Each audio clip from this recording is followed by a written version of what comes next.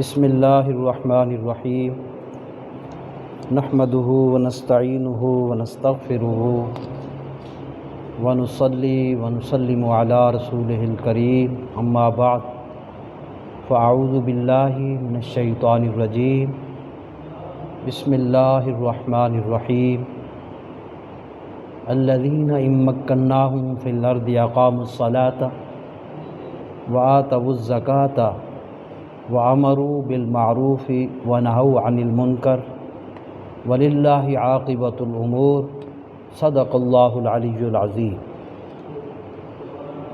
آج کی گفتگو کا موضوع ہے حضرت سیدنا امام حسین رضی اللہ تعالی عنہ کی شہادت اور آپ کی شہادت کا مقصد اور پیغام۔ اس حوالے سے سورہ حج کی میں نے قرآن مجید کی آیت مبارکہ پڑھی، جس میں اللہ تعالیٰ نے مسلمان حکمرانوں کے فرائض کا بیان فرمایا کہ ان کے فرائض یہ ہیں کہ وہ نماز کو قائم کریں، زکوٰۃ کی ادائیگی کا حکم دیں اور لوگوں کو بری باتوں سے منع کریں اور نیکی کا حکم دیں۔ سید الشہداء امام حسین رضی اللہ تعالیٰ عنہ یزید کی بداعمالیوں کے مقابلے میں اور ان کے برے اعمال اور کرتوت کو دیکھتے ہوئے ان کے خلاف پہلے مدینہ منورہ سے مکہ معظمہ تشریف لائے اور پھر مکہ معظمہ سے کوفہ کی سرزمین کربلا معلیٰ میں تشریف لائے۔ مذاکرات کا سلسلہ جاری رہا، مگر 9 محرم 60 ہجری کو فائنل راؤنڈ کے طور پر ابن سعد نے آخری مہلت دی، یہ یزید کی نمائندگی کرتے ہوئے کہ کل 10 محرم کی صبح تک آپ یزید کی بیعت کر لیں یا لڑائی کے لیے تیار ہو جائیں۔ 10ویں محرم کا سورج طلوع ہوا، امام سید الشہداء امام حسین رضی اللہ تعالیٰ عنہ نے کوفی فوج کے سامنے اپنا آخری خطبہ ان الفاظ میں دیا۔ آپ نے فرمایا کہ حق کے معاملے میں ہم بادشاہ وقت سے نہیں ڈرتے، جس راستے پر ہم چلے ہیں اس پر چلنے والے سب سے بہترین اور اس کی مخالفت کرنے والے قیامت کے دن خسارے میں رہیں گے۔ حضرت امام حسین رضی اللہ عنہ نے اہل کوفہ کے مردہ ضمیر کو جھنجھوڑتے ہوئے فرمایا کہ اگر عیسیٰ علیہ السلام کا گدھا بھی آج باقی ہوتا تو تمام عیسائی اس گدھے کی پرورش کرتے اور اس کی حفاظت میں مصروف رہتے۔ تم کیسے مسلمان ہو اور کیسے امتی ہو کہ اپنے رسول کریم صلی اللہ علیہ وسلم کے نواسے کو قتل کرنا چاہتے ہو؟ تم کو نہ خدا کا خوف ہے نہ رسول کریم کا شرم۔ تم نے مسلسل خطوط بھیج کر مجھے یہاں بلایا اور جب میں آ گیا ہوں تو مجھ سے اب تم ہٹ گئے ہو اور مخالفت میں اتر آئے ہو۔ اب بھی اگر تم میری مدد کرو اور مجھے قتل نہ کرو بلکہ آزاد چھوڑ دو تاکہ میں مکہ یا مدینہ میں جا کر مصروف عبادت ہو جاؤں۔ پھر آپ نے ایک ایک کا نام لے کر آواز دی اور فرمایا تم نے اصرار کر کے مجھے یہاں کیا نہیں بلوایا؟ یہ سن کر انہوں نے کہا ہم نے آپ کو کوئی خط نہیں لکھا اور نہ ہی بلایا ہے۔ تو یہ سن کر آپ نے فرمایا یا اللہ تیرا شکر ہے، میں نے ان پر حجت تمام کر دی، یعنی اپنی ذمہ داری اور جو کچھ کہنا تھا وہ ان کو کہہ دیا۔ چنانچہ 10 محرم کو جنگ کا آغاز ہوا۔ جنگ کے آغاز پر پہلے آپ کے مخلص ساتھیوں نے جام شہادت نوش کیا اور پھر یکے بعد دیگرے عبداللہ بن مسلم بن عقیل، عبداللہ بن عقیل، عبد الرحمن بن عقیل، جعفر بن عقیل میدان میں شہید ہوئے۔ ان کے بعد بہت سے اور جو آپ کے ساتھی تھے ان میں سے میں چند ایک کے نام عرض کروں گا۔ ان میں عبداللہ بن حسن، اور ان کے بعد ابو بکر بن حسن، عمر بن حسن، یہ شہید ہوئے، یعنی حضرت امام حسن کے یہ دونوں صاحبزادے تھے، ابو بکر عمر بن حسن۔ اور پھر اس کے بعد عثمان بن علی اور دیگر جتنے بھی تھے احباب کو یہاں تشریف لائے۔ تربیتی نکتہ جو اصلاح کے حوالے سے ہے کہ حضرت امام حسن کے صاحبزادوں کے نام ابو بکر اور عمر ہیں، اور حضرت علی رضی اللہ تعالی عنہ کے صاحبزادے کا نام عثمان ہے۔ تو یہ ان کی ابو بکر و عمر اور عثمان سے محبت یہاں سے ظاہر ہو رہی ہے کہ وہ اپنے صاحبزادوں کے نام ابو بکر و عمر عثمان پر رکھ رہے ہیں۔ تو یہ حسن حسین سے اور حضرت علی سے کیسی محبت ہے کہ ہم ان کے نام کی محافل میں ابو بکر و عمر عثمان کا نام لینا بھی برداشت نہ کریں۔ یہ کتنا بڑا شیطانی دھوکہ ہے اور سازش ہے کہ ہم کو صحابہ سے دور کر دیا گیا۔ خیر، یہ ایک تربیتی حوالے سے اصلاحی طور پہ گفتگو تھی۔ اسی طرح ان شہداء میں حضرت قاسم بن حسن نے ارزق نامی مشہور پہلوان کے ٹکڑے ٹکڑے کر دیا اور شہادت پائی، اور حضرت غازی علمدار شیر عباس نے بھی دشمنوں کا مقابلہ کرتے ہوئے خون ہاشمی کے جوہر دکھائے۔ حضرت علی اکبر بن حسین، اللہ اکبر، جن کی آواز نبی کریم علیہ السلام کی آواز کے مشابہ تھی، یہ شعر پڑھتے ہوئے میدان میں اترے: ان علی ابن حسین ابن علی ورب البیت نحن اولا بن نبی، میں حسین کا بیٹا علی ہوں، رب کعبہ کی قسم ہم نبی کریم علیہ السلام کے مقربین ہیں۔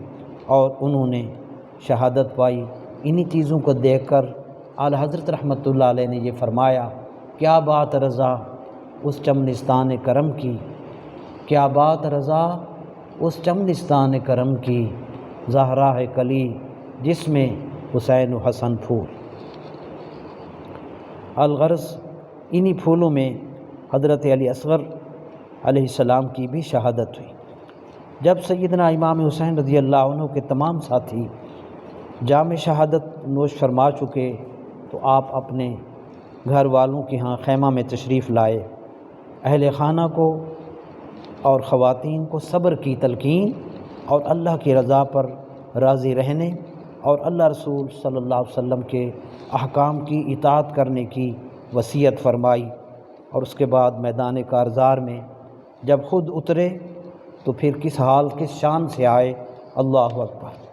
آپ نے سر مبارک پر رسول کریم صلی اللہ علیہ وسلم کا عمامہ شریف رکھا ہوا تھا، اور حضرت امیر حمزہ رضی اللہ عنہ کی زرہ سینے پر، اور حضرت علی رضی اللہ عنہ کا پٹکا کمر پہ باندھا، اور حضرت علی رضی اللہ عنہ کی تلوار ہاتھ میں، اور کوفیوں کے خطوط کا تھیلا ہمراہ لائے، اور سوار ہو کر میدان میں تشریف لائے۔ اللہ اکبر۔ اس انداز سے جھپٹے کہ لوگوں نے خیبر شکن سیدنا علی رضی اللہ تعالیٰ عنہ کی شجاعت و بہادری کا منظر پھر دوبارہ دیکھا۔ 57 برس کی عمر میں بے مثال بہادری اور استقامت اور صبر سے آپ نے تنہا ہزاروں یزیدی فوج کا سامنا کیا، اور عین شہادت سے پہلے آپ کی بہادری کا منظر یوں بیان کیا جس کو پڑھ کر اور سن کر ایک ان کی عظمت کا احساس ہوتا ہے۔ یہ دو مختصر شعر ہے کہ اس شہادت سے چند لمحے پہلے جس انداز سے آپ اپنی بہادری کے جوہر دکھا رہے تھے، فرمایا: لباس ہے پھٹا ہوا غبار سے اٹا ہوا، تمام جسم نازنی چھدا ہوا کٹا ہوا۔ اللہ اکبر۔ شہادت سے تھوڑی دیر پہلے آپ کے جسم مبارک پر 45 زخم تلواروں کے اور 35 زخم تیروں کے آئے۔ ان زخموں کے باعث اسی لیے کہا کہ لباس ہے پھٹا ہوا غبار سے اٹا ہوا، تمام جسم نازنی چھدا ہوا کٹا ہوا، یہ کون ذی وقار ہے بلا کا شہ سوار ہے کہ ہے ہزاروں قاتلوں کے سامنے ڈٹا ہوا، یہ بالیقین حسین ہے، نبی کا نور عین ہے رضی اللہ تعالیٰ عنہ۔ چنانچہ آپ کو ان زخموں کی حالت میں اور تیروں کی حالت میں جب آپ موجود تھے، زرعہ بن شریک کی تلوار سے آپ کا بائیں ہاتھ کٹ گیا اور حالت سجدہ میں آپ کی شہادت واقع ہوئی۔ انا للہ و انا الیہ راجعون۔ مرتبہ اسلام کا جس نے دوبالا کر دیا، خون نے جس کے دو عالم میں اجالا کر دیا۔ یہاں ایک حدیث نبوی صلی اللہ علیہ وآلہ وسلم جو میں نے اپنے استاد محترم مفتی محمد خان قادری رحمۃ اللہ تعالی علیہ کی کتاب سے بخاری شریف کے حوالے کے ساتھ نقل کی کہ حضور علیہ الصلوۃ والسلام کے جب حضور علیہ السلام حجۃ الوداع کے موقع پر اپنا آخری حج فرما رہے تھے تو ایک صحابی حالت احرام میں سواری سے گرے اور وصال فرما گئے۔ نبی کریم علیہ السلام نے ارشاد فرمایا کہ ان کی تدفین کر دو، فإن اللہ یبعثہ یوم القیامۃ ملبیا۔ استاد صاحب نے اس کا ترجمہ یوں کیا کہ ان کو اسی حال میں احرام کے کپڑوں میں ان کی تدفین کر دو، اور قیامت کے دن جب اللہ تعالیٰ ان کو اٹھائے گا تو یہ تلبیہ کہہ رہے ہوں گے، یعنی لبیک لبیک کہہ رہے ہوں گے۔ اگر حضور کے اس بتائے ہوئے قانون کو دیکھیں تو وہ صحابی تلبیہ کہتے ہوئے لبیک کہتے ہوئے اٹھیں گے، اور ہمارے امام سید الشہداء امام حسین رضی اللہ تعالی عنہ حالت سجدہ سے اٹھیں گے اور سبحان ربی الاعلیٰ کہتے اٹھیں گے۔ کتنا طویل سجدہ، کب سے کب تک یہ سجدے کی حالت میں، اتنا طویل سجدہ، اور رب کی بارگاہ میں سجدے کی حالت میں سبحان ربی الاعلیٰ کی حالت میں، یہ ایک اعزاز ہے جو امام حسین رضی اللہ تعالی عنہ کو اللہ پاک نے عطا فرمایا۔ الحمدللہ ہر سال 10 محرم الحرام آتا ہے اور چلا جاتا ہے۔ اس موقع پر اہل اسلام کی طرف سے مختلف رد عمل کا مظاہرہ کیا جاتا ہے۔ بعض مقامات پر داستان غم اور ماتم کا اہتمام زور شور سے کیا جاتا ہے۔ ان کے سلسلے میں اصلاح اور نیک نیتی کے جذبے سے حضور علیہ السلام کی یہ حدیث عرض کرتا ہوں، کیونکہ ماتم کرنا شریعت میں جائز نہیں ہے۔ یہ متفق علیہ حدیث ہے۔ نبی علیہ السلام نے ارشاد فرمایا، یعنی بخاری اور مسلم شریف کی یہ حدیث ہے، حضور علیہ السلام نے فرمایا من ضرب الخدود وشق الجیوب ودعا بدعوت الجاہلیہ فلیس منا۔ جس نے کسی موت یا صدمہ اور غم سے اپنے چہرے اور گالوں کو پیٹا اور گریبانوں کو پھاڑا اور زمانہ جاہلیت والے الفاظ بولے، وہ شخص امت محمدیہ سے خارج ہے۔ جبکہ دوسری طرف اس موقع پر نظر و نیاز اور صدقہ و خیرات پر زور لگایا جاتا ہے، جو کہ یہ مستحب عمل ہے اور باعث ثواب ہے۔ اس سلسلہ میں بعض دوست نظر و نیاز کو بھی ناجائز اور حرام اور کافی چیزوں سے کہہ کر لوگوں کو کہتے ہیں یہ نظر و نیاز بالکل بدعت ہے، حرام ہے، ناجائز ہے، حالانکہ یہ عمل صحابہ کرام علیہم الرضوان سے ثابت ہے۔ میں صرف ایک حدیث عرض کرتا ہوں، پہلے ایک حوالہ ہے، اس حوالے کو سمجھ لیں، اہل علم اس کو سمجھیں۔